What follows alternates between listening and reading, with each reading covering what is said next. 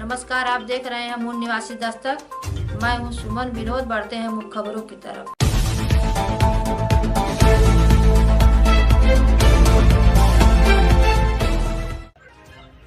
Doctor Kushwaha ji की शोक सभा में उपस्थित होने के लिए हम यहाँ पर आए हैं।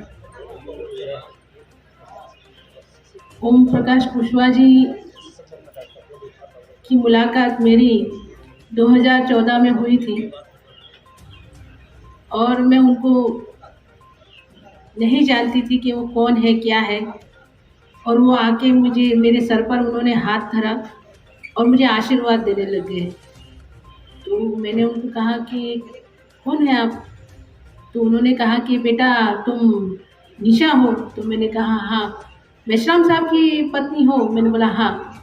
तो उन्होंने जैसे ही मेरे सर पे हाथ रखा तो मेरे आँख में से आंसू आ गए। उन्होंने जब मुझे बेटा कहा तो मुझे मतलब अंदर से मुझे इतनी खुशी हुई कि उन्होंने मुझे पिता समान उस तरह से मुझे मान सम्मान दिया, बेटा कह के। ऐसे मेरे पिताजी भी मुझे बेटा ही कह के मुझे हमेशा बुलाते थे। तो उन्होंने मुझे जब सर पे हाथ रखा तो बेटा कहा तो मेरे आँख से जब आंसू निकले तो उन्होंने कहा कि क्यों रो रही है? तो मैंने बोला मेरे पिताजी नहीं है। तो उन्होंने कहा कि पिताजी नहीं है, तुमको जिसने पैदा किया वो नहीं है, लेकिन मैं तेरा बाप हूँ, आज से मैं तेरा बाबूजी हूँ बेटा। तो मैंने बोला ऐसे कैसे? मैं तो आपको पहचानती भी नहीं हूँ, पहली बार मैं आपसे रूबरू मिल रही हूँ, ऐसे कैसे पिताजी हो सकते हैं? एक बाप की क्या जिम्मेदारी होती है आपको पता है? मैंने ऐसे हंसते हंसते कहा। तो उन्होंने कहा मैं मरूंगा उसके बाद भी तो मेरी बेटी रहेगी।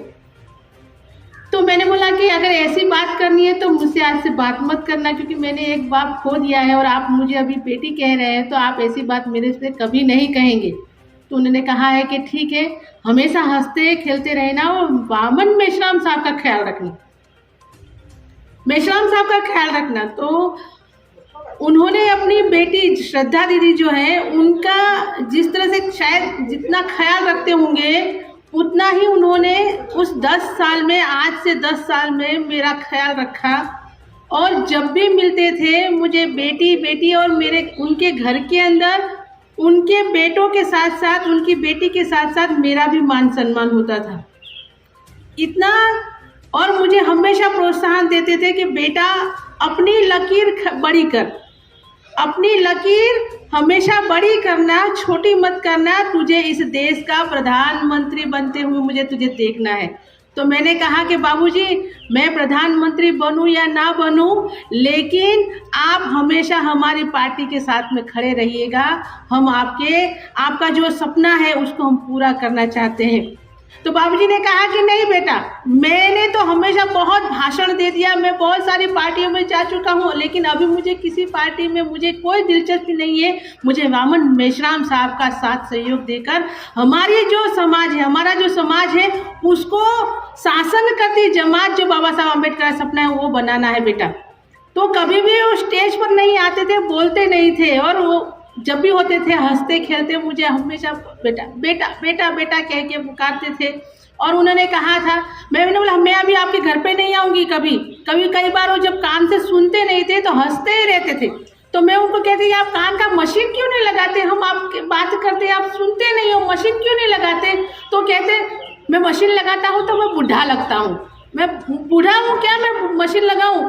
ऐसा कह के वो हंसते रहे, मजाक करके एकदम से मतलब सारी बातों को भुला देते थे कि क्या बात है क्या नहीं, हंसते खेलते रहते थे।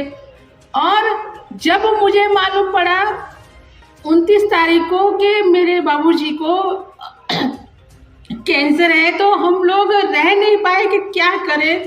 और मुझे मेश्राम साहब ने बताया कि हम बाबूजी को कैंसर हो गया है।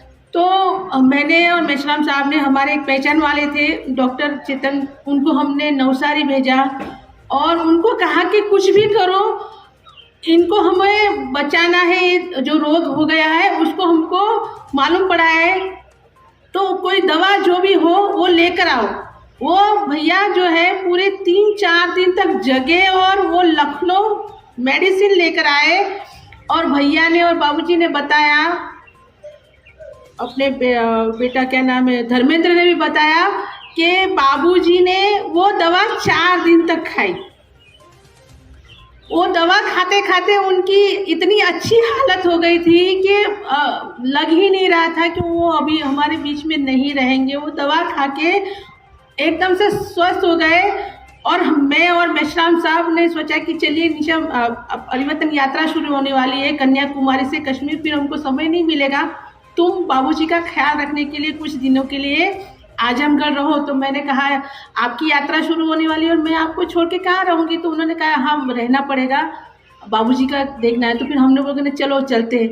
और जैसे ही हम लखनऊ पहुँचे और लखनऊ से यहाँ आना ही था हमको, और साहब ने मुझे कहा कि बाबूजी नहीं रहे, तो मतलब मैं निशब्द हो गई। मेरे पिताजी नहीं रहे तभी मुझे इतना दुख नहीं हुआ था जितना आज मुझे बाबूजी नहीं रहे ये सुनकर। उस दिन मुझे ऐसा लगा कि मेरे पैरों के नीचे से जमीन चला गया। आज तक मैंने ज्योतिबा फूले के बारे में और बहुत सारे ओबीसी नेताओं के बारे में सुना था कि उनको वो हमारी कौम के बारे में उनको दुख दर्द है, उनको मैंने सिर्फ पढ़ा ही था। लेकिन ओबीसी वर्ग का आदमी इस तरह से समाज में घूम घूम कर लोगों को जागरूक करता हुआ मैंने पहला आदमी देखा था, वो डॉक्टर कुशवाहा जी।